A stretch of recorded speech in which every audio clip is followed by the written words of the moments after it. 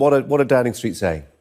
Well, Colin, what we've been hearing from the Prime Minister's official spokesman in the regular lobby briefing is the government expanding on what we heard from the Environment Secretary George Eustice this morning in relation to those reports, which have caused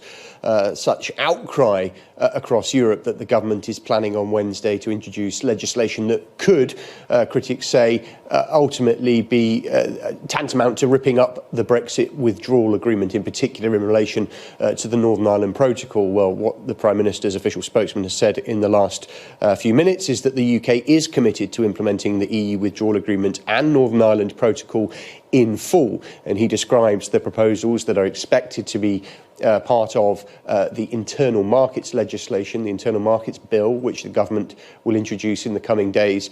are simply limited and reasonable steps to clarify specific elements of the Northern Ireland Protocol. He also emphasised that the government is trying to make the changes that it wants to see currently through the joint committee process. This was a committee established as part of the withdrawal agreement with UK and EU officials to work out how to implement the Northern Ireland Protocol, which is the means by which the withdrawal agreement seeks to ensure that there's no hard border on the island of Ireland and that the Good Friday Agreement is continued to be observed. They say that without these changes, the Prime Minister's official spokesman says there is a risk of legal uncertainty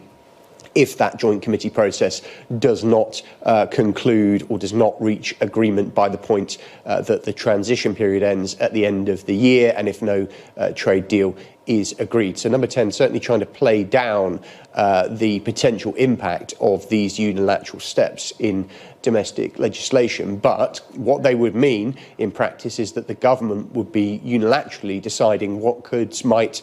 go into Northern Ireland and wouldn't necessarily then go on to the Republic of Ireland into the EU single market. And given we know how much of a priority protecting the integrity of the EU single market that Michel Barnier has placed on these talks, I think it's likely that for all Downing Street's efforts to try and play this down, this is going to be something which causes a pretty major row.